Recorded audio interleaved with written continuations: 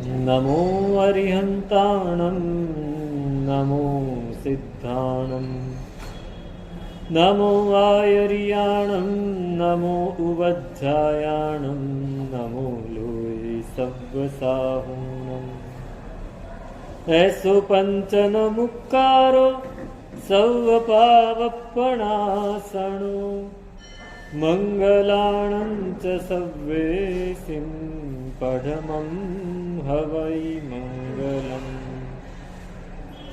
આસ્વાદ્ય યદ્વાક્યરસં બુધાનાં પીયુષપાને પિભવેદ્ ઘૃણૈવ નમામિ तं વિશ્વજનીન વાચં વાચમ્યમેન્દ્રં જિનવર્ધમાનम्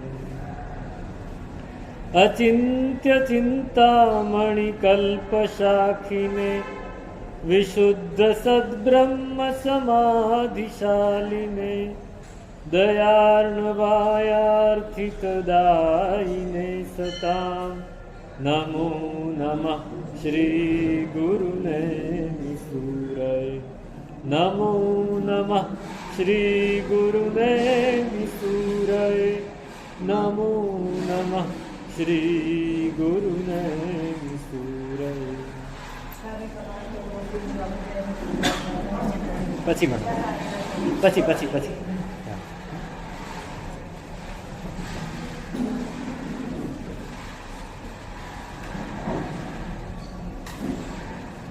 ભક્તને સ્વર્ગ સ્વર્ગથી અધિકું જ્ઞાનીને ફળ દે રે કાયા કષ્ટ વિના ફળ લહીએ મનમાં ધ્યાન ધરે રે શ્રી અરજીન ભવજલનો તારું મુજ મન લાગે વારું રે.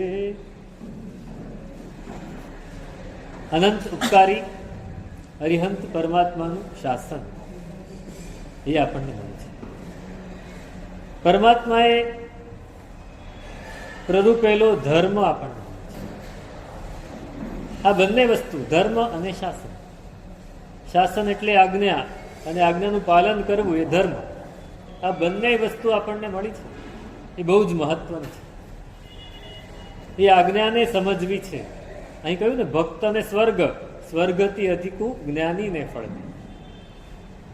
આજ્ઞાને સમજ્યા વગર આપણે પાલન કર્યા કરીએ, ધર્મનું આચરણ કર્યા કરીએ, જે આપણને સમજાયું નથી, આપણે જોયું છે, ફક્ત સાંભળ્યું છે અને કર્યા કરીએ, તો આપણે ભક્તિ કરીએ છીએ. એનાથી પુણ્ય બંધાશે. પુણ્યથી ઉપર નહીં જવાય. સંવર નહીં થાય, નિર્જરા નહીં થાય. આપણું લક્ષ્ય છે સંવર.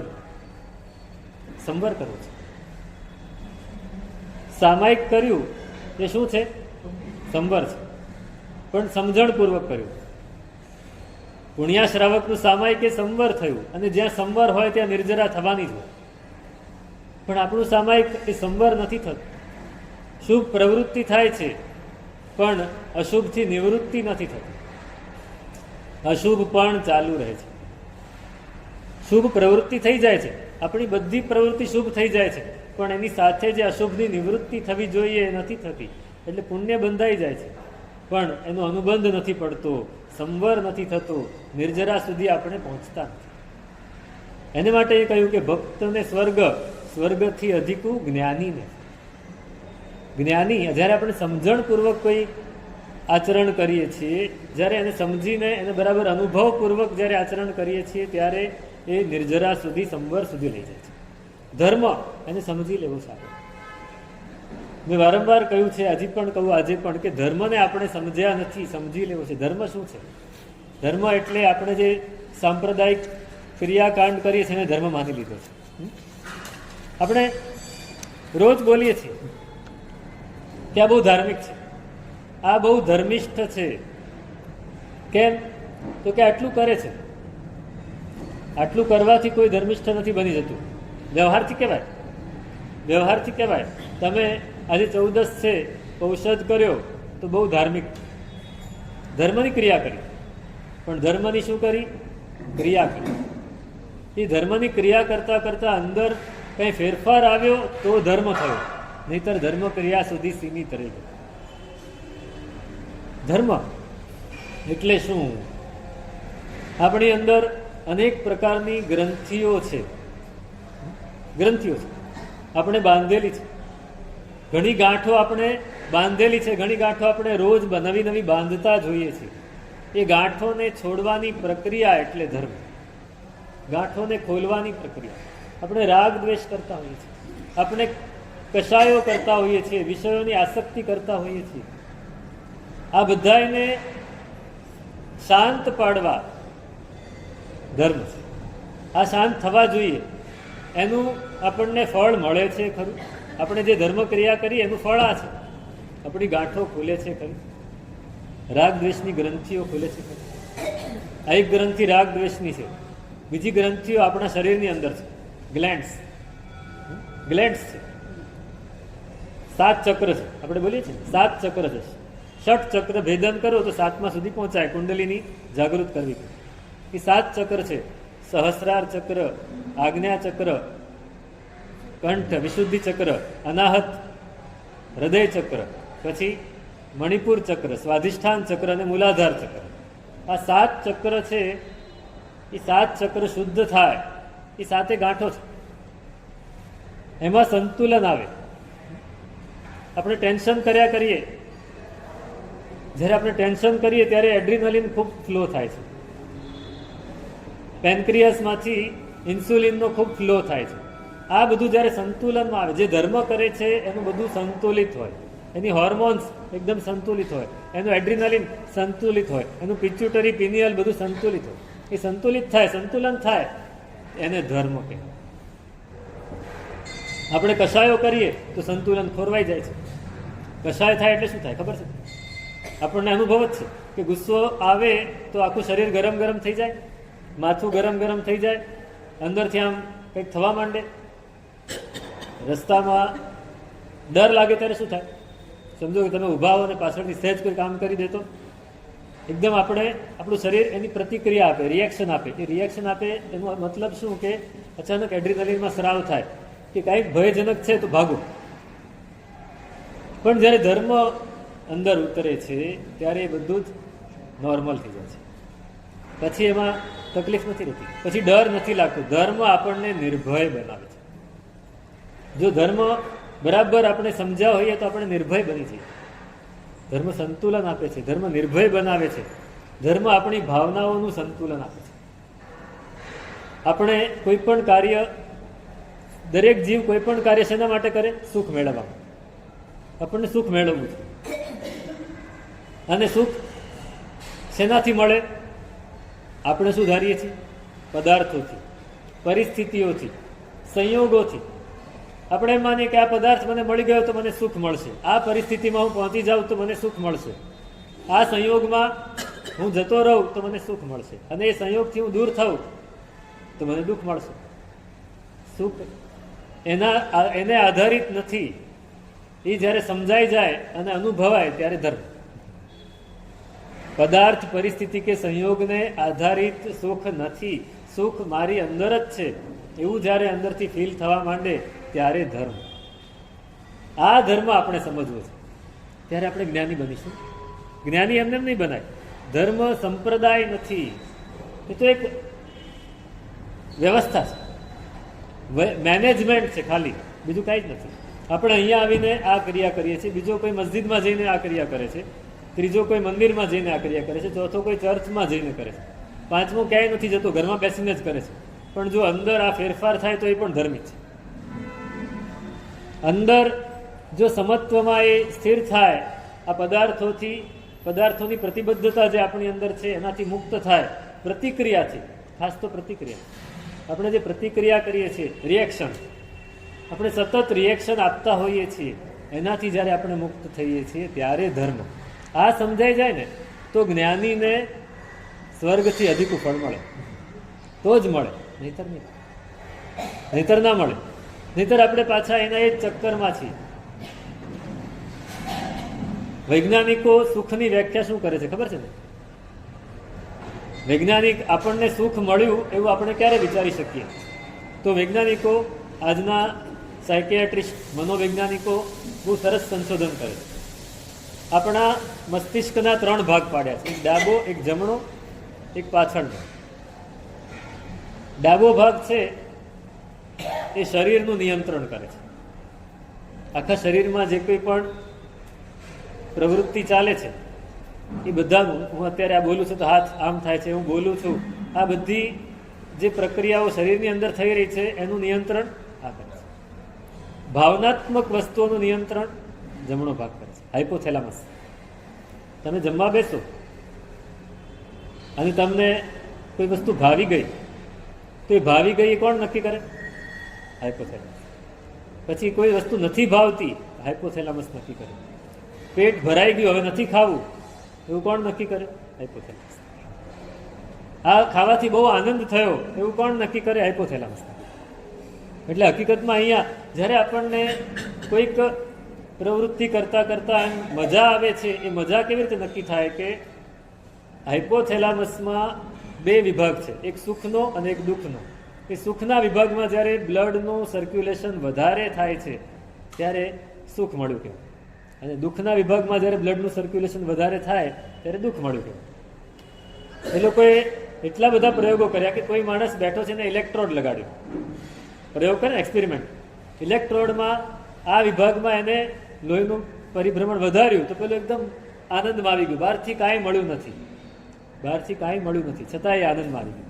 અને અહીંયા એને બ્લડ સર્ક્યુલેશન વધાર્યું તો એકદમ દુઃખી થઈ ગયું.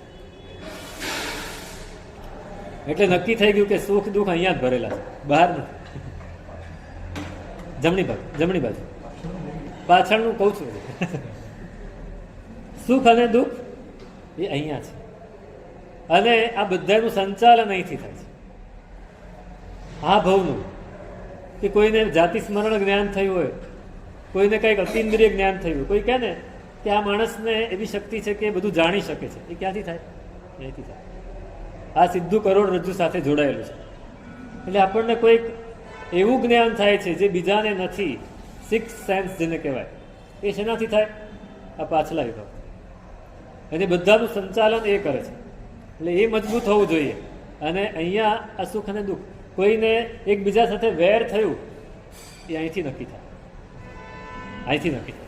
હવે બિલાડી અને ઉંદર, એ લોકોએ પ્રયોગ કર્યો કે બિલાડીના મગજમાં ઉંદરને જોઈને જે વેર ભાવના જાગે છે, એને એવી જગ્યાએ એને ઇલેક્ટ્રોડથી સર્કિટ લગાડી અને એવો શોર્ટ આપ્યો કે એ જગ્યાનું જે સેન્સેશન હતું એ બંધ થઈ ગયું. પછી ઉંદરને બિલાડી બે ભેગા રમતા હતા. આટલું બધું એ લોકોએ સંશોધન કર્યું છે ને હજી પણ ચાલુ જ છે. જેમ આપણા માટે એ લોકો નવી નવી વસ્તુઓના સંશોધન કરે છે, એમ આપણે વધારે સુખી થઈએ એવા પણ સંશોધન ચાલુ જ છે. પણ આપણું ધ્યાન એના તરફ નથી જતું, એને બહુ ફોકસ નથી કરાતું. જે વસ્તુ વધારે લોકોને સુધી પહોંચે એનું જ ફોકસ કરાય છે. આ ઓછા લોકો સુધી પહોંચે એનું ફોકસ નથી કરાતું. તો આ વસ્તુ છે. હવે એ સુખ અને દુઃખની વાત આપણે ધર્મ ક્રિયા કરીને પણ કરી શકીએ. આપણે જ્યારે ધર્મ ક્રિયા કરીએ અને એમાં ઇન્વોલ્વ થઈને કરીએ, અંદર એકાગ્ર થઈને કરીએ, નિર્મળ થઈને કરીએ, આપણે આપણા મેલ કશાયો એને ટાળીને જ્યારે આપણે ધર્મ ક્રિયા કરીએ ત્યારે અહીંયા બ્લડ સર્ક્યુલેશન વધે. પેલી જગ્યાએ નથી વધતું, અહીંયા જ વધે છે. એટલે આપણને સુખની અનુભૂતિ થાય. આપણી ધર્મ ક્રિયામાં આપણને સુખની અનુભૂતિ થાય છે ખરી? પ્રશ્ન તો પૂછતો જઈશ સાથે. આપણે જે ધર્મ ક્રિયા કરીએ છીએ એમાં આપણને સુખની અનુભૂતિ થાય છે ખરી? આપણે વિચારવાનું છે. અને જો નથી થતી, થાય છે તો બહુ સરસ, એને વધારવું છે. અને નથી થતી તો એને કેમ નથી થતી એનું ચિંતન કરીને, એનું સંશોધન કરીને આપણે આપણી ક્રિયાને બદલવી છે. ક્રિયા એની જ રહેશે, ક્રિયા કરવાની જે આપણી પ્રક્રિયા છે એને બદલવી છે. આ ધર્મ છે, એ આપણે શીખવું છે. ત્યારે પરમાત્માની આજ્ઞા બરાબર આપણે સમજી શકીશું. આપણે આજ્ઞાને સમજ્યા જ નથી. આજે 14 છે એટલે ઉપવાસ કરવો છે, પણ કેમ ઉપવાસ કરવો છે? આજે 14 છે, લીલોતરી નથી ખાવી, પણ કેમ નહીં? આજે મારે એકાસનું કે એમ્બેલ કરવું છે, કેમ? 14 છે એટલે પણ ભાઈ 14 જ કેમ, 13 કેમ નહીં? પ્રશ્ન કેમ નથી થતો આપણને? આંબિલની હોળી કરવી છે, પણ કેમ કરવી છે? ટિપિકલ જવાબ નહીં જોઈએ. રસનેન્દ્રિયને કાબુમાં રાખવી છે કે કર્મની નિર્જરા કરવી છે, બધા ટિપિકલ જવાબ છે. મને અનુભવ શું થાય છે? ધર્મ એ અનુભવની વસ્તુ છે. એ જ્યારે આપણે સમજી લઈશું ત્યારે આપણે જ્ઞાની બનશું. ત્યાં સુધી જ્ઞાની બનવાનો કોઈ ચાન્સ જ નથી. તો છે ને પછી બીજી રીતિમાં કીધું ને, કાયા કષ્ટ વિના ફળ લઈએ. તો કાયાને કષ્ટ આપવાની જરૂર જ નહીં પડે. ક્યાંય કાયાને કષ્ટ આપવાની વાત જ નથી કરી. કાયાને કેળવવાની વાત કરી છે, કાયાને કસવાની વાત કરી છે. કાય ક્લેશ તપ છે ને, એ ક્લેશ શબ્દનો અર્થ આપણે જુદો કરીએ છીએ. આપણે શું કહીએ છીએ? કાયાનો ક્લેશ આપો એટલે કાયાને બરાબર, કાયાની તો કાસળ કાઢી, કાયાની તો કાસળ કાઢી. ના, એવું નથી. કાયાને કસવાની છે, કાયાને કેળવવાની છે. એવી કેળવવાની છે કે આ કાયાથી આપણે મોક્ષ સુધી પહોંચી શકીએ. આ કાયા, એક જ કાયા એવી છે જેનાથી આપણે મોક્ષ સુધી પહોંચી શકીએ. બીજી કોઈ કાયા, દેવની કાયા નથી, પશુઓની કાયા નથી, નરકોની પણ કાયા નથી જે આપણને મોક્ષ સુધી પહોંચાડે. આપણે એ જ કરશું. બળદ છે એને સવારથી સાંજ સુધી તડકામાં કામ કરાવ્યું, આખો દિવસ એને ખાવા પીવા આપ્યું નહીં, તેનો ઉપવાસ થઈ ગયો. એ ઉપવાસ ને આપણો ઉપવાસ, એમાં શું ફેર? આપણે પણ ખાવા પીવા આખો દિવસ ના આપ્યું, બીજું કંઈ કર્યું નહીં. થોડી ધર્મ ક્રિયા કરી લીધી, બીજું કાંઈ અંદર ફેરફાર કાંઈ ન આવ્યું. કશાયો વિષયો એની આસક્તિ બિલકુલ ઓછી થઈ જ નહીં. તો એ બળદે જે ઉપવાસ કર્યો ને આપણે ઉપવાસ કર્યો, એમાં કાંઈ ફેર નહીં, કાંઈ જ ફેર નથી. હા, એ આપણે બોલી શકીએ. બહુ જ સામાન્ય છે, એકદમ અછડતું, એકદમ અછડતું. પહેલાને મળતું નથી ને એ કરે છે, અને આપણે ઈચ્છાપૂર્વક કરીએ છીએ. પણ એ શેને માટે કર્યું છે તો વિચાર્યું જ નથી. મેં કાલે કહેલું ને કે પરમાત્મા એક ઉપવાસ કરે અને આપણે 1 કરોડ વર્ષ સુધી ઉપવાસ કરીએ તો આપણે એમના સુધી ના પહોંચી શકીએ. તામલી તાપસે કેટલા વર્ષ ઉપવાસ કર્યા? 60,000 વર્ષ. હવે 60,000 વર્ષ સુધી માસક ક્ષમણના પારણે માસક ક્ષમણ કર્યા હોય તો ક્યાંનું ક્યાંય પહોંચી જાય. એવું કહેવાય કે 7 જણા મોક્ષે જતા રહે એટલું તપ કરી નાખે, એટલી નિર્જરા થઈ જાય એટલું તપ, પણ છતાંય ક્યાં રહ્યા? ક્યાં પહોંચ્યા? ઈશાનેન્દ્ર બન્યા, બસ. એનાથી આગળ નહીં, એનાથી આગળ ન જઈ શક્યા. કારણ કે સમજણ જ નહીં. ધર્મ કરવો છે એવી ભાવના તો હતી જ. ધર્મ કેવી રીતે કરવો એની પ્રક્રિયા પણ હતી, પણ એનાથી શું મેળવવાનું છે એ ખબર નથી. અને આપણે આટલા ભાવ એના માટે જ કર્યા છે કે ધર્મ આપણે કરી લઈએ છીએ, પણ ધર્મથી શું મેળવવું છે એ નથી ખબર. હજી પણ આપણે વિચારતા નથી. આપણે કર્યા જ કરીએ છીએ, કર્યા જ કરીએ છીએ. તમે કરો છો, અમે પણ કરીએ છીએ. અમે પણ આ જ કરીએ છીએ. આખો દિવસ ઉપવાસ રવિવારે તમને એમ થાય ને, હમણાં જ એક ભાઈ આવ્યા વંદન કરવા કે સાહેબ તમે લોકો કેવી રીતે રહો છો આની અંદર? આટલા મચ્છર કરડતા હોય, એ કાંઈ જ મહત્વ નથી. મચ્છર કરડે કે ન કરડે, મન ન કરડવું જોઈએ. મન ન કરડવું જોઈએ. એ મનને જો એ સમજાઈ જાય ને તો મન નહીં કરડે, તો પછી મચ્છર કરડે કે ન કરડે કાંઈ ફેર નથી પડતો. આપણે એને જ ધર્મ માની લીધું. કષ્ટ સહન કરવું એને ધર્મ માની. સાહેબ આપ વિહાર કેવી રીતે કરો ગરમીમાં? પંખા વગર રહો કેવી રીતે? અમને તો એસી વગર ચેન નથી પડતું, તમે પંખા વગર કેવી રીતે રહો? આટલી ગરમીમાં કેવી રીતે રહો? આ કાંઈ જ નથી. પરમાત્માનું વર્ણન આવે, પરમાત્મા સાધના કરતા હતા. પરમાત્માનો વર્ણ કેવો? શરીરનો સોના વર્ણ, સુવર્ણ વર્ણ. 16 સ્વામીજી પીળા, એમાં મહાવીર સ્વામી પરમાત્મા સોનલ વર્ણના. એ કૌશક ધ્યાનમાં ઉભા હોય, શરીર ઉપર વસ્ત્ર તો હતા ને 1 વર્ષ પછી વસ્ત્ર પડી ગયું હતું. આખું શરીર નિર્વસ્ત્ર અને કૌશકમાં ઉભા હોય જંગલમાં, અને મચ્છર કરડતા હોય. આખા શરીરે એટલા મચ્છર ચોંટ્યા હોય કે આખું શરીર કાળું થઈ જાય, આખું શરીર કાળું દેખાય. શરીર સુવર્ણ વર્ણનું હતું એ ખબર જ ના પડે. અને છતાંય પરમાત્મા એ જ ધ્યાનમાં લીન હોય. અમે તો શું સહન કરતા હતા? અમે શું સહન?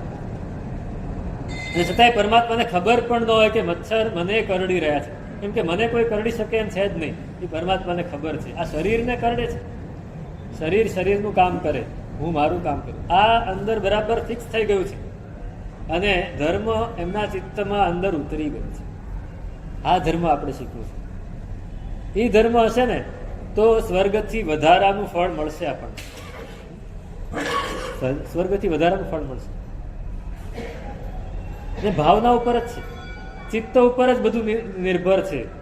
શરીર એમાં સહાયક બને છે, વાણી સહાયક બને છે. આપણે વાણી અને શરીરને મુખ્ય બનાવી દીધા, ચિત્તને સહાયક બનાવી દીધા. અહીં કહે છે ધર્મ એટલે શું? ધર્મની 5-6 વ્યાખ્યા એકદમ સરળ શબ્દોમાં આપી. ધર્મ એટલે એકાગ્રતા. આપણને એકાગ્રતા આવે છે? નક્કી કરજો, વિચારજો. આપણને એકાગ્રતા રહે છે? કોઈ ક્રિયા કરી એમાં એકાગ્રતા રહે છે તો આપણે ધર્મ કરી રહ્યા છીએ. આ પહેલું પગથિયું છે. એકાગ્રતા આવે એટલે નિર્મળતા આવે. એકાગ્રતા 2 પ્રકારની હોય. કોઈકને રૌદ્ર ધ્યાન, આર્ત ધ્યાનમાં પણ એકાગ્રતા હોય. બિલાડીની એકાગ્રતા છે.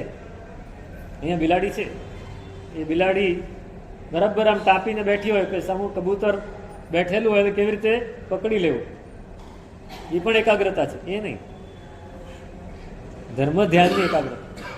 પરમાત્માનું શું કહે, સ્તવન ગાવા તમે બેઠા છો અને એમાં એકાગ્રતા થઈ. આ એકાગ્રતા આવી તો ચિત્ત બીજા વિકલ્પોથી બહાર હટ્યું, બહાર નીકળી ગયું, એટલે નિર્મળતા. નિર્મળતા એમ આવશે.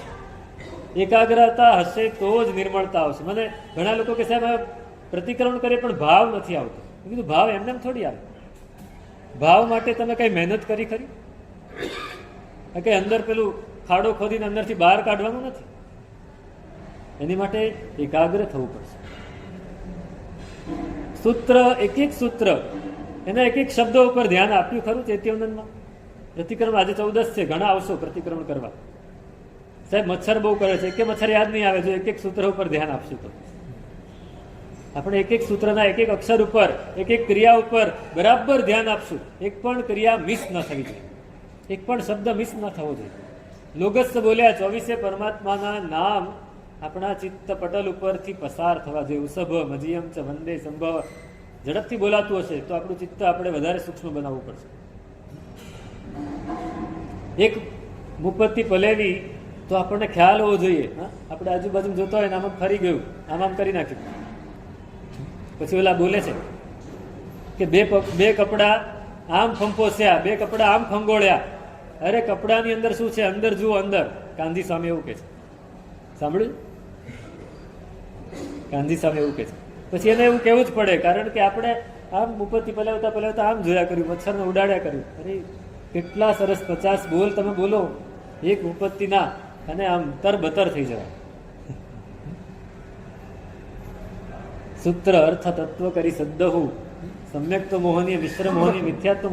એક એક અક્ષર ઉપર આપણું ધ્યાન. વાંદણા દીધા, અહો કાયમ ભગવાનના ચરણ અને આપણું મસ્તક, બંને જગ્યાએ સ્પર્શ. એ સ્પર્શ અનુભવાવો જોઈએ, ત્યારે પ્રતિક્રમણ થશે, ત્યારે નિર્મળતા આવશે. તો હું પેલા ભાઈને કહું, ભાઈ તમે ભાવ નથી આવતો ને, એકાગ્રતા કોઈ દિવસ સાધી છે ખરી? એકવાર પરમાત્માની પૂજા કરવા ગયા, તમે ચંદનની વાટકીમાં આંગળી બોળો છો, એ સ્પર્શ અનુભવ્યો ચંદનનો? ચંદનનો સ્પર્શ એ તો ઠંડો હોય છે. ચંદનનો સ્પર્શ આપણે, ચંદન પણ અનુભવવા જેવું છે. આપણે હાથમાં ચંદન લઈએ ને આખા શરીરે ટાઢક અનુભવાય, પણ આપણું મગજ જ ક્યાંક ભમતું હોય તો ચંદન હાથમાં લો કે બામ હાથમાં લો, બધું સરખું જ લાગે. ચંદન હાથમાં લઈએ કે ક્રીમ હાથમાં લઈએ, બધું સરખું જ લાગે.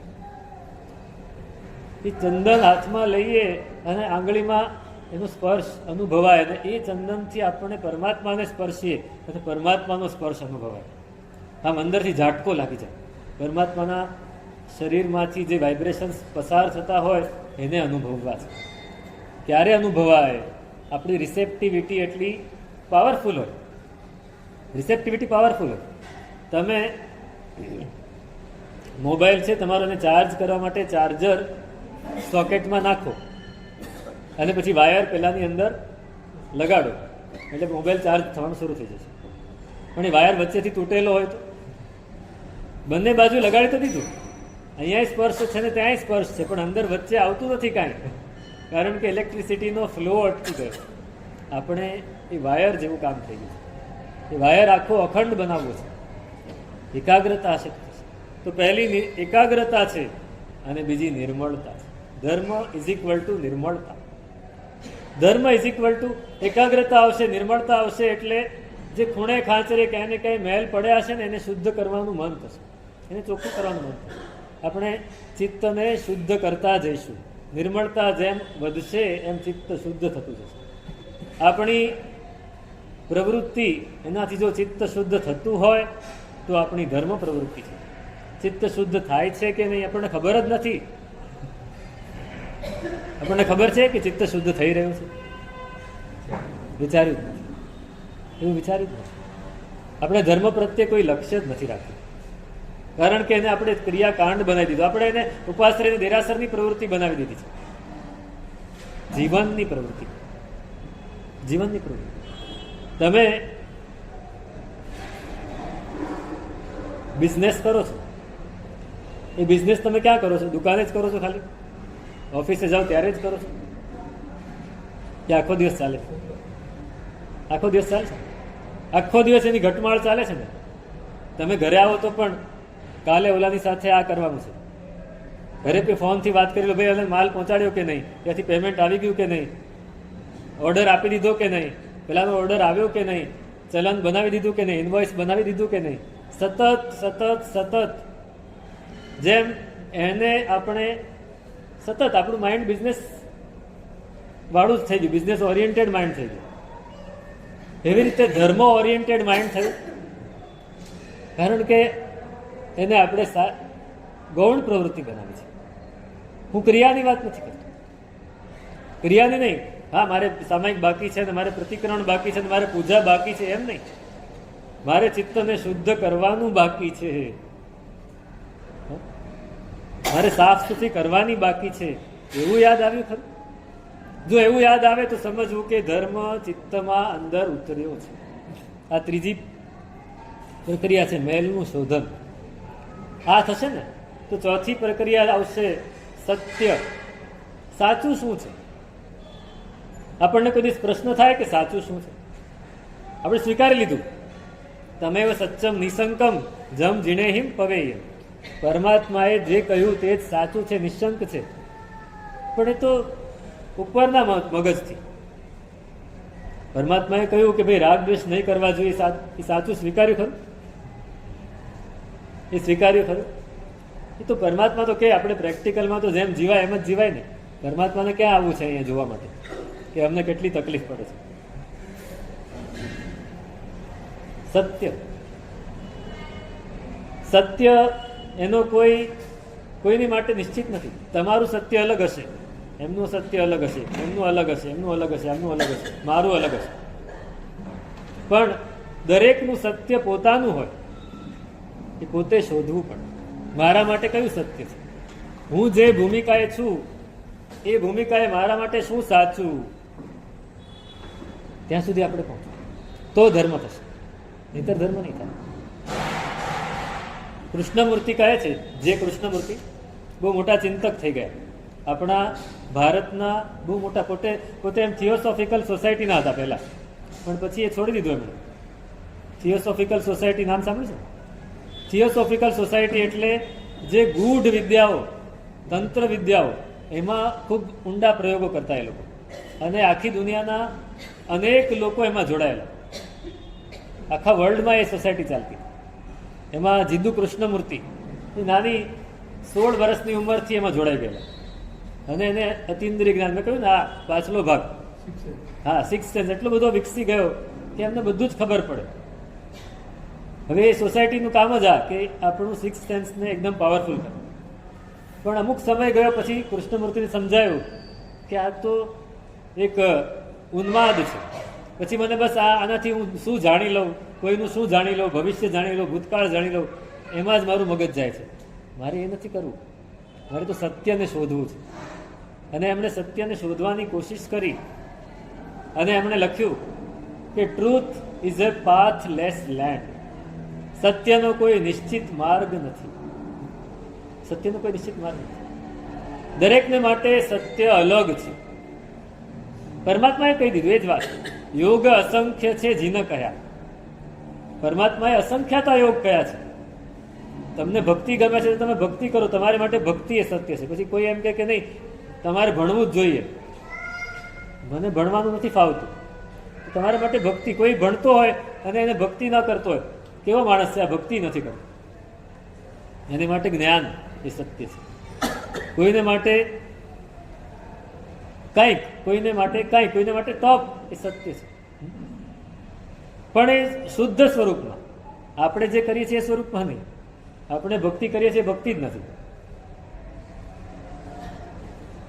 આ તો તારી ભક્તિ કે કાળો કેર, અખાએ બહુ સરસ વાત કરી કે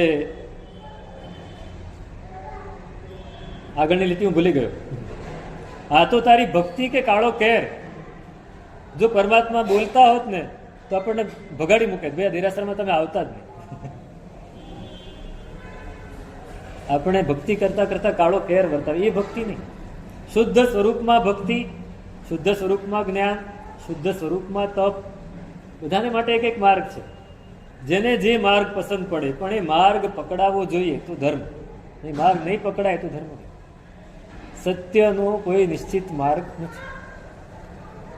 આ ચાર વસ્તુ જ્યારે થશે, પેલી એકાગ્રતા આવી, બીજી નિર્મળતા આવી, તો ત્રીજી વિશુદ્ધિ આવી, ચોથું સત્ય પકડાયું, ત્યારે સાચો મૈત્રી ભાવ જાગશે.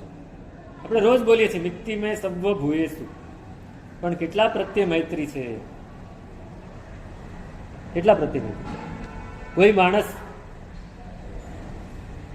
આપણો પરિચિત છે અને આપણે એની સાથે અણબનાવ થયો છે અને આપણે જ્યાં બેઠા છે એની બાજુમાં આવીને બેસે છે તો શું થાય? મૈત્રી ભાવ જાગે? મૈત્રી ભાવ જાગે છે. એક ભગવંતે બહુ સરસ વાત કરી કે તમે બેઠા હો અને કોઈક વ્યક્તિ આવે જે તમને નથી ગમતી, ત્યારે તમે વિચારો કે ના, મારે મૈત્રી ભાવ લાવવો છે અને તમે એને બહુ પ્રેમથી બોલાવો, બેસાડો અને એની સાથે ખૂબ સરસ રીતે વાત કરો, તો તમે મૈત્રી ભાવની આરાધના કરી લીધી. તમે ધર્મને તમારા જીવનમાં પ્રગટાવી દીધું. કોઈકની સાથે અણબનાવ થઈ ગયું, કોઈકની સાથે કંઈક બોલવાનું થઈ ગયું, અને એ વખતે તમે ચિત્તને કંટ્રોલમાં રાખીને એનું ખમી લીધું અને એને ખબર પણ ન પડે એ રીતે તમે એની સાથે એવી વર્તણૂક રાખી કે એને થયું કે આ આટલું બધું કેમ સરસ રીતે મારી સાથે વર્તે છે, તો સમજવું કે આપણે મૈત્રી ભાવની આરાધના. કોઈની વાત સાંભળી કે આને બહુ સરસ કામ કર્યું છે તો અંદરથી આનંદ થાય? હે? થવો જોઈએ, થવો જોઈએ, પણ એવું વિધાન નથી કરતો. પ્રશ્ન પૂછું છું. આનંદ થવો જોઈએ એ તો બરાબર છે, પણ થાય છે ખરું? સમજો કે અનિલભાઈના ઘરે કંઈક એવી વસ્તુ આવી, નવી ભૌતિક વસ્તુની વાત કરું. અનિલભાઈના ઘરે નવી ગાડી આવી તો તમે એમને કહેશો કે અનિલભાઈ બહુ સરસ, તમે નવી ગાડી લાવી, પણ અંદર શું? હા, વળી ક્યાંથી લઈ આવે? તો પ્રમોદ ભાવ. કોઈનું કંઈક સારું જોઈને અંદરથી આનંદ થાય તો પ્રમોદ ભાવ, તો ધર્મ. મૂળ ધર્મ ઉપર આપણે વાત ફોકસ કરી છે. તો ધર્મનું જ્ઞાન ને તો આપણે જ્ઞાની. જ્ઞાનીને કોઈ લેબલ નથી હોતું. શાસ્ત્રો ભણવાથી જ્ઞાની નથી જ થવાતું, બિલકુલ. શાસ્ત્રો ભણવાથી પંડિત થવાય, જ્ઞાની નથી થવાતું. પ્રજ્ઞા અંદર જાગે તો જ્ઞાની થવાય. શાસ્ત્ર જ્ઞાન એ તો નોલેજ છે ફક્ત, વિઝડમ નથી. એ વિઝડમ જ્યારે જાગે ત્યારે જ્ઞાની થવાય. તો મૈત્રી પછી પ્રમોદ. કોઈકનું કંઈક સારું જાણ્યું, સારું જોયું, કોઈકે સારો લાભ લીધો છે, હવે ખબર છે એને કેવી રીતે પૈસા કમાય છે, ગમે એ રીતે કમાયા, અત્યારે તો એ ખર્ચે છે અને ભાવ થયો ને, આપણે શા માટે મગજ બગાડવાનું? એને તો બગાડી જ રાખ્યું છે. સમજો કે એને પહેલા બગાડ્યું હશે, પણ અત્યારે તો એ સુધારે છે ને. અને હમણાં એક જગ્યાએ હતા ને, એક દીકરી હતી, આંખે એને નહોતું દેખાતું. પહેલાં સારું હતું, પણ અચાનક એવી ડિઝીઝ, એને એવો રોગ થયો કે એને બંને આંખો એની અક્ષમ થઈ ગઈ. પણ એના પિતા એણે એની પર એટલું બધું ધ્યાન આપ્યું કે અત્યારે 10મામાં ભણે છે દીકરી. આંખે દેખાતું નથી, છતાં એના પિતા એની પર બરાબર ધ્યાન આપીને એને ભણાવડાવે સરસ રીતે, ધર્મ પણ કરાવે છે. પાઠશાળામાં સાંભળીને એને યાદ રાખ્યું, 4 પ્રકરણ સુધી ભણી ગઈ છે છોકરી. એને વાંચવાનું છે જ નહીં, કોઈની પાસે સાંભળે ને યાદ રાખે. હવે આવું કરે છે તો એની પાછળ એને કોઈ પ્રેરણાદાયક તો હોય ને, તો એના પિતા છે. તો અમે બરાબર ત્યાં પહોંચ્યા અને ભાઈ ત્યાં દીકરીને લઈને નીકળ્યા. એટલે કોઈકે મને કીધું, સાહેબ આ માણસ, આ ભાઈ બહુ જ સારા, કે એને પોતાની દીકરી માટે આટલો બધો ભોગ આપે છે અને એને આટલું બધું કરાવે છે. તો જતા રહ્યા. પછી બીજી વ્યક્તિ મારી પાસે ઊભીથી આવી. હવે એ માણસ કેવો છે ને પેલા શું શું કર્યું છે મને બધી ખબર છે. આપણી વૃત્તિ શું હોય? એ કે પહેલા કેવો હતો. મેં કીધું પહેલા કેવો હતો? તું પહેલા કેવો હતો? તું એનું કે છે તું પહેલા કેવો હતો? એ તો કે બધા પહેલા એવા જ હોય, પછી સુધર્યો ને, એ માણસ સુધર્યો ને, અને એને પોતાની દીકરી માટે આટલું બધું કર્યું ને. નહીંતર મૂકી દીધી હોત, ભાઈ અંધશાળામાં તું જા, મારે શું લેવા દેવા, હું કઈ ટાઈમ નહીં આપું. પોતાનું ગૌણ કરીને, ટાઈમ આપીને એને આટલું બધું કરાવે છે, ધર્મની આરાધના કરાવે છે. પ્રમોદ થાય કે અંદરથી દ્વેષ પ્રગટે. આપણે આપણી જાતને થોડી સંકોરવાની છે, થોડી ટપારવાની છે, આપણી જાતને જ, બીજા કોઈને જોવા નથી. પ્રમોદ, આ મૈત્રી ને પ્રમોદ બહુ મહત્વના છે. પછી ત્રીજું કરુણા અને મધ્યસ્થ આવી જ જશે. કરુણા, કોઈને જોઈને, દુઃખીને જોઈને આપણને અંદરથી અરેરાટી થાય તો કરુણા. પછી દ્રવ્ય દુઃખ પણ હોય અને ભાવ દુઃખ પણ હોય. દ્રવ્ય થકી દુખિયાની જે દયા અને ધર્મ હીણાની રે ભાવ. ધર્મથી હીન હોય એની ભાવથી દયા. આ બે વસ્તુ પણ જ્યારે આવે ત્યારે કરુણા. અને આપણે એને સમજાવીએ, આપણે એને સાચા માર્ગે વાળીએ અને છતાં એ ન જાય, આપણું કહ્યું કરે નહીં, ત્યારે પણ આપણને અંદરથી દુઃખ ન થાય તો સમજવું કે મધ્યસ્થ. અરે કેટલું કીધું, સમજતો જ નથી. હવે આપણે કોઈને કહેવા જેવું જ નથી દુનિયામાં. નહીં, એવું નહીં. આપણે કહી દીધું, આપણે આપણી ફરજ પૂરી કરી દીધી. હવે એની ફરજ છે, જો કરે તો સારું છે, ન કરે તો છોડી દો, મને કંઈ લેવાનું. આ ચોથી વસ્તુ છે મૈત્રી ભાવ. પાંચમી મૈત્રી ભાવ, પ્રમોદ ભાવ, કરુણા ભાવ, મધ્યસ્થ ભાવ. આપણે જે ક્રિયા કરીએ છીએ કરતા કરતા આપણી અંદર મૈત્રી, પ્રમોદ, કરુણા, મધ્યસ્થ જાગે છે તો આપણે ધર્મ, તો આપણો ધર્મ, નહીતર ધર્મ નહીં, નહીતર ક્રિયા. હા, એનાથી ફળ મળશે ચોક્કસ, નથી નહીં મળે એવું નથી, પણ જે આપણને લેવું છે એ નહીં મળે. તમે કોઈ વસ્તુમાં પૈસા ઇન્વેસ્ટ કરો, પછી જેટલું આઉટપુટ મળવું જોઈએ ના મળે તો બીજી વાર કરો. આઉટપુટ મળે છે. અહીંયા પણ આપણે સમય, પૈસા કરતાં સમય વધારે મહત્વનો છે. આપણે સમયનું ઇન્વેસ્ટમેન્ટ કરીએ છીએ.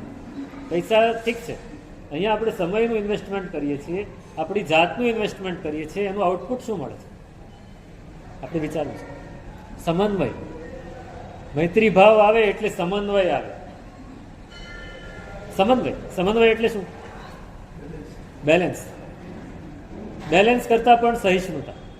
હું કંઈક વાત કરું છું કોઈક એંગલથી, તમે કંઈક બીજા એંગલથી એને પકડો છો, અને પ્રમોદભાઈ ત્રીજા એંગલથી એની વાત કરે છે.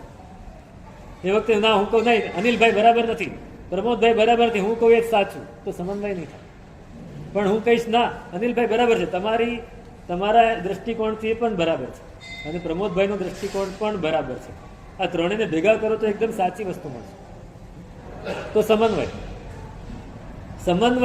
સમન્વયવાદી બનવું એ આપણા સમયની બહુ મોટી લાક્ષણિકતા છે. અત્યારનો સમય સમન્વય વાળો છે. તો પહેલાં પણ હતું, પણ પહેલાં શું હતું કે અંદર વાદ વિવાદ, ચર્ચાઓ બહુ થતી હતી, એકબીજાને ઉતારી પાડવાની. પણ આજનો જમાનો એવો નથી. આજનું જનરેશન એ સમન્વયમાં માને છે. આજનો યુવાન છે ને એને તમે એમ કહેશો કે આ ખોટા છે તો એમ કે નહીં, ખોટા નથી, એનામાં પણ અમુક પદાર્થો તો સાચા છે જ, એ પકડશે. કારણ કે એ ભણેલો છે ને, વિચારી શકે છે. આપણે નહોતા ભણતા અથવા આપણે વિચારતા નહોતા.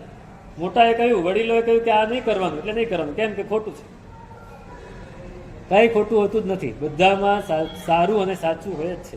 એને આપણે પકડીને જ્યારે બધું ભેગું કરીએ અને સમન્વય કહે. હરિભદ્ર સુરી મહારાજ એ સમન્વયની જ વાત કરે છે. હરિભદ્ર સુરી મહારાજ ક્યાંય હું સાચો ને પેલો ખોટો એવી વાત જ નથી કરતો. એટલે તો એ કહી શકે કે બ્રહ્મા, વિષ્ણુ, મહેશ કે પછી અરિહંત, જો રાગ દ્વેષ એમાં નથી તો બધા સરખા છે. આવું કોણ બોલી શકે? હું એમ કહું તો તમે મને પકડીને મારો કે શું આ બ્રહ્મા વિષ્ણુની વાત લઈને બેઠા છે. પણ હરિભદ્ર સુરી મહારાજ કહે છે કે એમાં રાગ દ્વેષ જો નથી દેખાતા તમને તો એ અરિહંત જેવા જ છે, એ જીન જ છે. એમાં ક્યાંય એની આરાધના કરવાની જ છે. આ માર્ગેથી જ બધા ઉપર જાય એમ નહીં. અહીંયાથી અગાસીમાં જવું છે તો આ એક રસ્તો છે, બીજો અહીંયાથી એક રસ્તો છે, ત્રીજું તમે લિફ્ટ નથી બનાવી, કદાચ બનાવી તો ત્રીજો રસ્તો એ હોય, ચોથો રસ્તો પેલા માચડો બાંધીને ઉપર ચડે તો એ હોય, કોઈક વળી ટ્રેકિંગ કરીને દોરડું બાંધીને ચડે તો એ પણ. કોઈ પણ માર્ગે અગાસીએ જ જવું છે ને, ઘણા રસ્તા છે. એ રસ્તાઓને સમજીને એને ખોટો ન કહીએ તો સમજવું. આપણે જે ખોટો કહી દઈએ છીએ ને એટલે આપણું મગજ બગડી જાય છે. એટલે આપણે આપણી જાતને બહુ ઊંચી માની લઈએ છીએ. આપણે શું કહીએ, દુનિયામાં જૈન જેવો ધર્મ કોઈ નહીં. બરાબર જ છે, જૈન ધર્મ જેવો કોઈ ધર્મ નહીં, પણ એ પાળવાવાળા આપણે કેવા, એ પાળવાવાળા આપણે કેવા. આપણે આપણી જાતને બહુ ઊંચા માનવીએ અને બીજાને કે આ તુચ્છ છે, એ તો મિથ્યાત્વી છે, એનામાં કંઈ ધર્મ હોય જ નહીં. નહીં, એવું નહીં. મેં એકવાર કહેલું ને, નંદન સુરી મહારાજ પાસે એક શ્રાવક આવ્યો અને એ શ્રાવકે પૂછ્યું કે સાહેબ, મેઇન રોડ છે, એ રોડની બંને બાજુ ફૂટપાથ છે, ફૂટપાથમાં વૃક્ષો વાવેલા છે, એમાં એક વૃક્ષ છે વડનું મોટું વૃક્ષ છે, એની નીચે કોઈકે 3 પથ્થરા મૂકીને દેરી બનાવી છે, એની અંદર એક પથ્થર મૂક્યો છે, એની પર લાલ સિંદૂર રેડીને પૂજા કરે છે, કરેણના ફૂલ ચડાવે છે, તેલ રેડે છે. ત્યાં જઈને કોઈ માણસ પગે લાગે તો એને ધર્મ કહેવાય કે નહીં? આપણે શું માની? હવે આપણી વાત એમને જવાબ આપવા દઈએ. પથ્થર નહીં, આપણે કહીએ એને ધર્મ ના મનાય તો મિથ્યાત્વ છે એમ કહી દઈશું. નંદન સુરી મહારાજે કહ્યું કે એની અપેક્ષાએ એ ધર્મ છે. પોતાનાથી ઉપરને કોઈને માને છે, પોતાનાથી ઉપરના તત્વને એ માને છે અને એને નમે છે કે હું એનાથી નીચો છું. કોઈના કરતા પોતે નીચા થવું એ માનવું બહુ મોટી વસ્તુ છે. એ માને, નમ્રતા આવે ત્યારે ધર્મ છે. તો એની અપેક્ષા એ ધર્મ છે. કાલે અહીંયા નમે તો પછી ગઈકાલે અહીંયા નમે છે તો આજે અહીંયા નમશે અને આવતીકાલે પોતે તીર્થંકર પણ બની શકશે. પણ એ નહીં નમતો હોય તો એની અપેક્ષા એ પણ ધર્મ છે. બીજો પ્રશ્ન પૂછ્યો સેન સુરી મહારાજ, વીર સુરીશ્વરજી મહારાજના શિષ્ય સેન સુરી. એમને પ્રશ્ન પૂછ્યો, મેં એકવાર કહ્યો પણ છે કે એક પાક મુસલમાન છે, પૂરેપૂરો ઇસ્લામને સમર્પિત ચુસ્ત મુસલમાન છે. એ મુસલમાન રોજ 5 વખત નમાઝ પડે છે મસ્જિદમાં જઈને, પૂરા ભાવથી. તમે જોયા છે કોઈ દિવસ નમાઝ પડતા? ગમે તે બને આજુબાજુમાં ક્યાંય એનું ધ્યાન ના, ક્યાંય ને ધ્યાન. બધા જ એ લોકો જે ખમાસમણ આપે બધા એક સાથે આપે. જમા મસ્જિદમાં જ્યારે મોટી ઈદ હોય અને એ લોકો કરતા હોય એમની ક્રિયા, એક સાથે મસ્તક નીચે જાય ને એક સાથે મસ્તક ઉપર આવે. આપણે તો શિયાળ તાણે સીમ ભણીને, કૂતરું તાણે ગામ ભણી, એક આમ દોડે ને એક આમ દોડે. એકદમ ચુસ્ત રીતે એ નમાઝ પડતો હોય, પૂરેપૂરા ભાવથી પડતો હોય. એ નમાઝ પડે તો એને નિર્જરા થાય ને થાય તો કેટલી થાય? આ પ્રશ્ન એક શ્રાવકે વિજય સેન સુરી મહારાજને પૂછ્યો. સમજો કે આપણી પાસે આ પ્રશ્ન આવે તો આપણે શું કહીએ? તો પાપ છે, એ તો મિથ્યાત્વ છે, એમાં નિર્જરા થાય જ નહીં. તો કર્મ બંધન થાય. આપણે એમ કહી દઈએ. સેન્સુરી મહારાજનો જવાબ મગજમાં કોતરી રાખવા જેવું છે. સેન્સુરી મહારાજે કહ્યું કે એ વ્યક્તિ, કોઈ વ્યક્તિ શ્રાવક છે, 12 વ્રતધારી શ્રાવક છે, રોજ ઉભયટંક પ્રતિક્રમણ કરે છે, ત્રિકાળ પૂજા કરે છે, બધું જ કરે છે, એ ધર્મક્રિયા કરતા કરતા એને જે નિર્જરા થાય છે એના કરતા આને ઓછી નિર્જરા થાય. નિર્જરા તો થાય, નિર્જરા તો થાય. ચિત્તને શાંત કર્યું. નિર્જરા ક્રિયાની મોહતાજ નથી, ચિત્તને શાંત કર્યું એની મોહતાજ છે, એની ઉપર અવલંબે છે. ચિત્ત શાંત કર્યું, ચિત્તને શુદ્ધ કર્યું, ચિત્તને નિર્મળ કર્યું, નિર્જરા થયું. સેન્સુરી મહારાજે આવો જવાબ આપ્યો. ક્યારે? સમન્વય હતો તો. જો એ સમન્વય ના હોત તો એમ જ કહી દે મિથ્યાત્વી છે, એને શું વળી વિચારવાનું જ નહીં આપણે. નહીં, એને પણ નિર્જરા થાય છે, એને પણ નિર્જરા થાય છે, એના સમજણ મુજબની એને નિર્જરા થાય છે. આ સમન્વય છે. અને આ બધું જ આવે એટલે આપણે વિકારોથી મુક્ત થઈએ. વિકાર, વિકાર એટલે આપણે એક જ શબ્દને, એક જ અર્થને નહીં પકડવાનો. વિકાર એટલે આપણને ક્રોધ આવે એ પણ વિકાર જ છે, આપણને અભિમાન આવે એ પણ વિકાર છે, આપણને જે પણ કષાયો આવ્યા, જે 18 પાપસ્થાનક આવ્યા, આ બધા જ વિકારો છે. આ વિકારોથી આપણે મુક્ત થઈએ એ ધર્મ. ધર્મ જ્યાં સુધી વિકારોથી મુક્ત થવાની પ્રક્રિયા આપણને મળતી નથી ત્યાં સુધી એ ધર્મ ક્રિયા જ રહેશે. જે દિવસે આપણે વિકારોથી મુક્ત થવાની પ્રક્રિયા પર આગળ વધશું એ ધર્મ બની જશે. આ ધર્મ જ્યારે આપણે જાણી લઈએ છીએ ત્યારે ઉપાધ્યાયજી મહારાજ જે કહે છે ને કે ભક્તને સ્વર્ગ, સ્વર્ગથી અધિકું જ્ઞાનીને ફળ દઈ રે. અને કાયા કષ્ટ, પછી કાયાને કષ્ટ બહુ આપો કે ના આપો કોઈ ફેર પડતો નથી. કાયા કષ્ટ વિના ફળ લઈએ, મનમાં ધ્યાન ધરે. આ આપણે આપણા ચિત્તમાં બરાબર સ્થિર કરવું છે. એની પછી પણ બહુ સરસ વાત કરી. જે ઉપાય બહુવિધની રચના, યોગ માયા તે જાણો રે. શુદ્ધ દ્રવ્ય ગુણ પર્યાય ધ્યાને, શિવ દિયે પ્રભુ સપરાણો રે. આગમનો સૌથી શ્રેષ્ઠ કહેવાય એવો પદાર્થ એમણે આ સ્તવનમાં આટલી ગાથામાં મૂકી દીધી. આ એક ગાથામાં જે ઉપાય બહુવિધની રચના, યોગ માયા તે જાણ. યોગ કરવો છે. યોગ એટલે શું? યોગા નહીં, યોગ જોડાણ. આત્માનું મોક્ષ સાથે જે જોડાણ કરી આપે, મોક્ષેણ યોજનાદ યોગ. આત્માનમ મોક્ષેણ સહ યોજયતિ ઇતિ યોગ. આત્માને મોક્ષ સાથે જે જોડી આપે એ યોગ. એ યોગ કયા છે તો હમણાં જ કહ્યું, યોગ અસંખ્ય છે જીન કયા.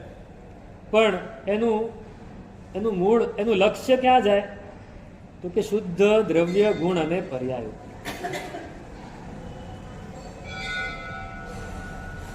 અરિહંત, શું આપણે બોલીએ ને, અરિહંત પદ ધ્યાતો થતો દવઃ ગુણ પજ્જાય રે. ભેદ છેદ કર્યાત્મા, અરિહંત રૂપી થાય રે. બસ આ જ વાત છે. આ પણ ઉપાધ્યાયજી મહારાજની જ વાત છે. અરિહંત પદ ધ્યાતો થકો. અરિહંત પદને ધ્યાન કરવાનું છે, પણ કઈ રીતે? દ્રવ્ય ગુણ અને પર્યાયથી. એ જ અહીંયા આપણે અનેક પ્રક્રિયાઓ કરીએ, અનેક યોગો કરીએ, પણ એ બધા યોગોમાંથી જો આપણે બહાર નીકળીને આ યોગોની ઉપરનું જે તત્વ છે એને ન પામી શકીએ તો એ યોગ માયા બની જશે. જે ઉપાય બહુવિધની રચના, અનેક ઉપાયો છે. મેં હમણાં જ કહ્યું ને, કોઈને પૂજા ગમતી હોય, કોઈને પ્રતિક્રમણ ગમતું હોય, કોઈને તપ ગમતું હોય, કોઈને જ્ઞાન ભણવું ગમતું હોય, કોઈને ક્રિયા ગમતી હોય, કોઈને ધ્યાન કરવું ગમતું હોય, પણ એ બધું જ આખરે આપણને ક્યાં સુધી લઈ જાય?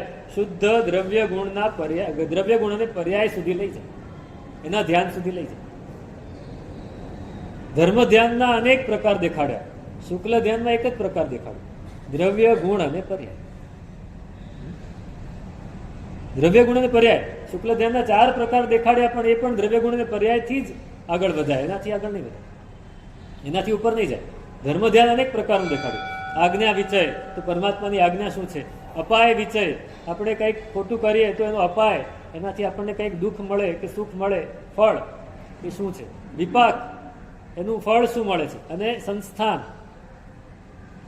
લોક સંસ્થાન, અનેક પ્રકાર ધર્મ ધ્યાનના દેખાડ્યા. એટલે ધર્મ ધ્યાન એ ઘણા બધા યોગો છે, પણ એમાંથી જવાનું ક્યાં છે? શુક્લ ધ્યાન. શુક્લ ધ્યાન છે. અને શુક્લ ધ્યાન એ આપણે અત્યારે પણ કરી શકીએ.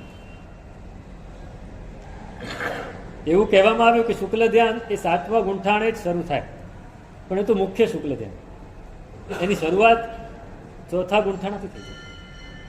શુક્લ ધ્યાન જો ત્યાં નહીં ધ્યાવો તો 7મા ગુંઠાણે જઈને કેમ ધ્યાઈ શકશો? 4થા ગુંઠાણથી શરૂઆત થઈ જાય.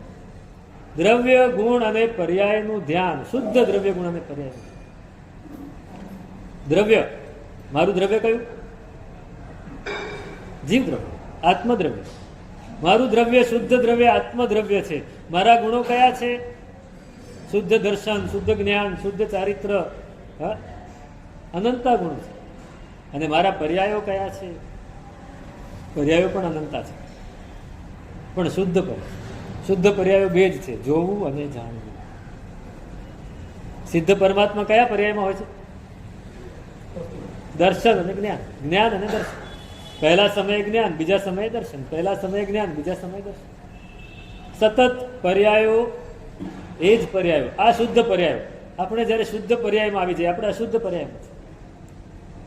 હું તો આ પૂતગલ દ્રવ્યને મારું પોતાની જાતને માનું છું, આ શરીરને હું માનું છું, આત્માને હું માનતો નથી. અશુદ્ધ દ્રવ્ય થઈ ગયું.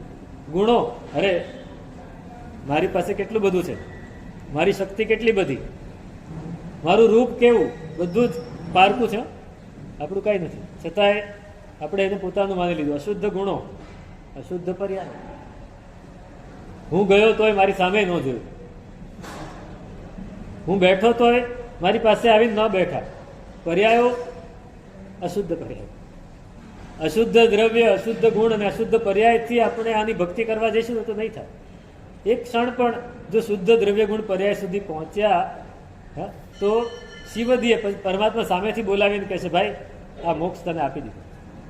શિવદીએ પ્રભુ સપરાણો રે, પરાણે બોલાવીને આપશે. ભાઈ આપણને નહીં જોઈતું હોય ત્યારે એક અવસ્થા એવી આવે ને કે આપણને મોક્ષ નથી જોઈતો એમ થઈ જાય. મોક્ષમાં શું ને સંસારમાં શું, સમતામાં સ્થિર થઈ ગયા ને બધું બરાબર જ છે. ત્યારે પરમાત્મા નિયતિ હિત દાન સન મુખ હુવે સ્વપુણ્યોદય સાથે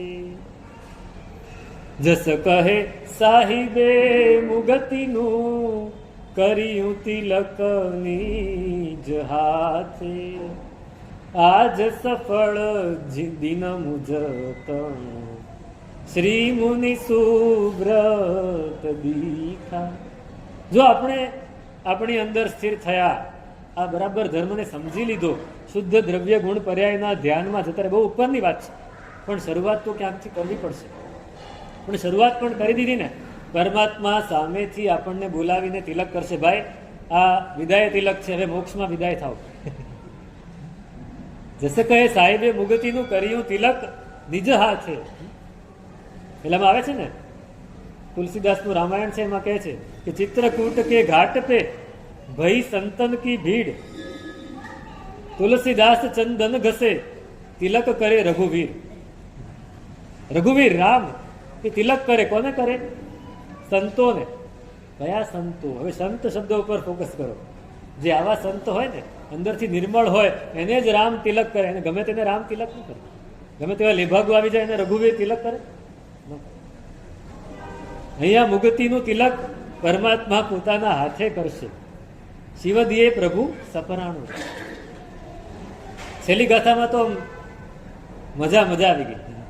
પ્રભુ પદ વળગ્યા તે રહ્યા તાજા અળગા અંગન સાજા રે વાચક જસ કહે અવરન ધ્યાવું નિષદિન તોરા ગુણ ગાવું રે. હે પ્રભુના ગુણ ગાવું રે. શ્રી અરજીન ભવજલ નો તારું. પ્રભુપદ વળગ્યા તે રહ્યા તાજા. આપણને તાજી વસ્તુ ગમે ને, અહીંયા ફૂલ લાવ્યા હોય, સેજ કરમાયેલા હોય તો આપણે કે ભાઈ તાજા ફૂલ લઈ આવો. પેલો માણસ દૂધ વેચવા નીકળ્યો સવારે, ઘરે ઘરે દૂધ આપવા જાય. અમારે બેંગ્લોરમાં એવું છે, ગાયને લઈને જ નીકળે, તમારી સામે દોઈને આપી દે. બેંગ્લોરમાં એવું છે. તો એ દૂધ લઈને નીકળ્યો કેનમાં. પેલા બેને પૂછ્યું, આ દૂધ તાજું છે ને? અરે બેન, હોય તાજું, 4 કલાક પહેલા તો ઘાસ હતું. આ હે જવાબ બરાબર આપી દે. તાજું, અને આપણે તાજું કે ફ્રેશ, પ્રત્યગ્ર, ફ્રેશ. પરમાત્માના ચરણોમાં જે રહે, એટલે લિટરરી નહીં, પરમાત્માની આજ્ઞામાં જે રહે હંમેશા તાજો જ રહે, અને જે આજ્ઞાથી દૂર જાય એ કોઈ દિવસ સાજો ના રહે. અળગા અંગન સાજા રહે. પરમાત્માથી જે અળગા રહે એ સાજા ના રહે. પરમાત્માની આજ્ઞામાં જે રહે હંમેશા તાજા રહે. એટલે ભગવાન, હું તો હંમેશા તમને જ ધ્યાવું છું. હંમેશા વાચક જશે કઈ અવર ન ધ્યાવું. બીજા કોઈને એટલે પૂતગલ, બીજા કોઈને એટલે ભૌતિક પરિસ્થિતિઓને હું મનમાં નથી લાવતું. હંમેશા તમારા ગુણ જ ગાઉં છું. હા, ઉપાધ્યાયજી મહારાજે હરનાથ ભગવાનના સ્તવનમાં કમાલ કરી. આ સ્તવનને આપણે આત્મસાત કરવું છે, આપણા જીવનમાં લાવવું છે. જો જીવનમાં લાવશું તો એ ધર્મ બનશે, અને ધર્મ એ આપણને ઉપર લઈ જશે. નહીતર ક્રિયા બનીને આપણે એ જ ચક્કરમાં ફર્યા કરશું. આપણે શું કરવું છે નક્કી કરીએ અને અરનાથ પરમાત્માની સેવા કરીએ તો હાથ બાહ્ય ગ્રહી છે, ભવિજન તારે આણે શિવપુર હારે રે. આપણને પકડીને લઈ જશે ભગવાન, પરમાત્માને સોંપી દેવાનું છે. તો એવી આરાધના કરીએ જેથી ઉત્તરોત્તર મંગળમાળા પ્રાપ્ત થાય. આવતીકાલે સવારે બરાબર 6:15 અમે વિહાર કરીશું.